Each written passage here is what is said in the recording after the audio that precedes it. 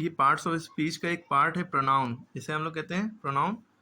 Pronoun से जब भी कोई पूछे the words which are used, पूरी डेफिनेशन ना सुनाने लगे, सिंपल से प्रोनाउन होता क्या है, जो वर्ड नाउन की जगह पे इस्तेमाल होते हैं। ये तो आप हिंदी में जानते हैं कि भाई प्रोनाउन को हम हिंदी में क्या कहते हैं, सर्वनाम भी कहते हैं। क्या कहते हैं, सर्वनाम। ये तो बात अलग याद रखिए, ठीक है। और उर्दू में इसको क्या कहते हैं, ज़मीर। उर्दू वाले बच्चे जानते होंगे, उर्दू में इसको ज़मीर कहते हैं, है ना। वो ये हम तुम ये सारी बातें हैं ना। सर्वनाम भी जो शब्द संज्ञा के स्थान पर प्रयोग किए जाते हैं वो सर्वनाम होते हैं। वैसे प्रोनाउन को एक वर्ड की अगर डेफिनेशन हम बताएं तो आप लिख सकते हैं सब्स्टिट्यूटिंग वर्ड। प्रोनाउन क्या होते हैं, सब्स्टिट्यूटिंग वर्ड।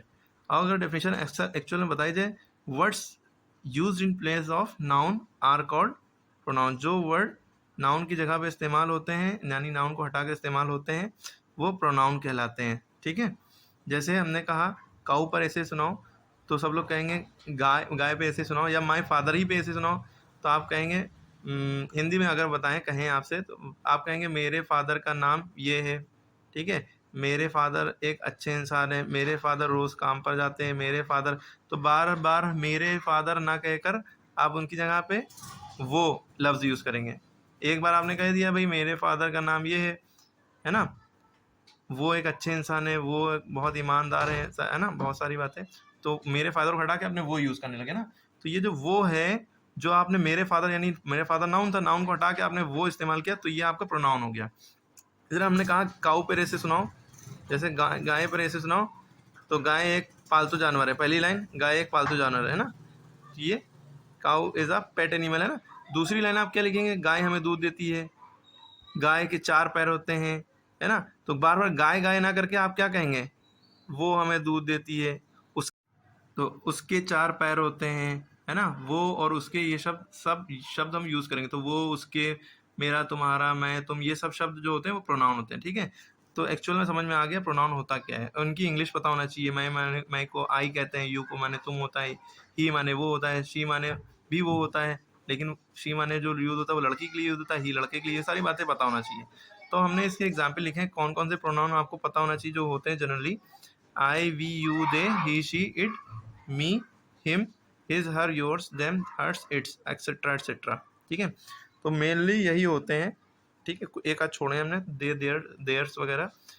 तो सबका मतलब पता होना चाहिए। आई माने मैं, वी माने हम, यू माने तुम, दे माने वे, ही माने वो हो, शी माने भी वो हो, इट माने ये, मी माने मुझे, हिम माने उसे, हिज माने उसका, हर माने उसकी, योर्स माने तुम्हारा या आपका, देम माने उन्हें, हर्स माने उसका, इट्स माने ये या ये सब, ठीक है। अच्छा, इट्स में भी दो बातें होती हैं। इट्स एक होता है इट इज़ के लिए, एक होता है इट्स, है ना, ये, ठीक है। चलिए वो डिटेल अलग हो जाएगी, ठीक है। तो ये आपने प्रोनाउन के बारे में थोड़ा इतना क्लियर कर लिया।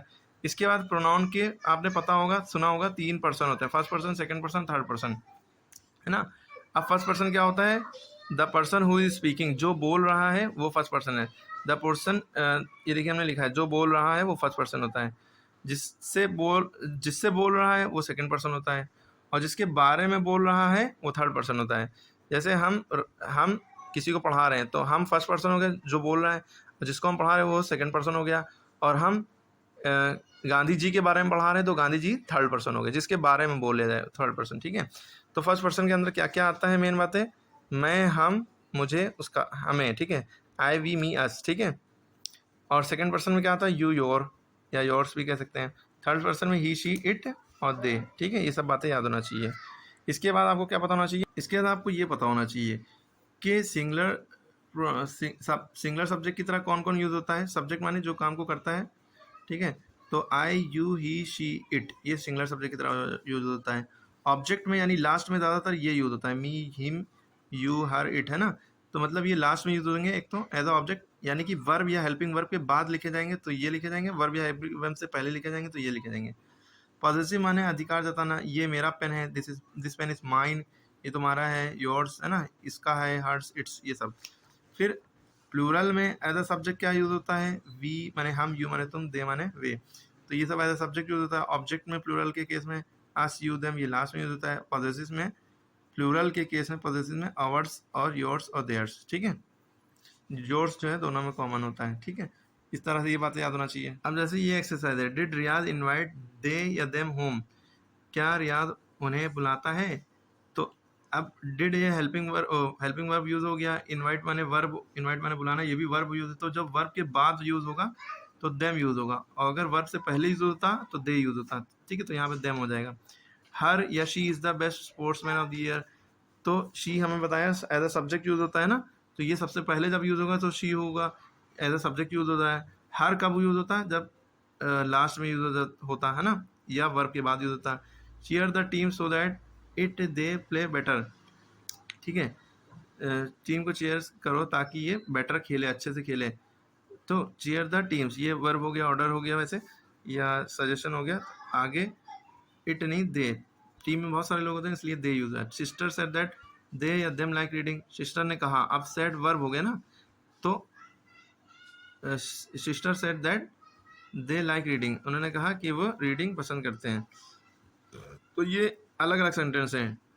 यहाँ पे दैट लगा है, that as a conjunction use हुआ है, कंजंक्शन से पहले एक सेंटेंस हो गया, और कंजंक्शन के बाद दे लाइक रीडिंग, ये एक अलग सेंटेंस हो गया। ठीक है, तो जब दो अलग अलग सेंटेंस यूज होते हैं तो यहाँ पे जो पहला वर्ड होगा वो एज ए सब्जेक्ट यूज होगा। लेकिन ये सब डिटेल में आपको ग्रामर आती होगी तो ये बातें तो मेरी हैं वही समझ में आएंगी। वर्ब क्या होता है ये सब पहले से पता होना चाहिए। उसके बाद Maria can not come because her या शी इज इल।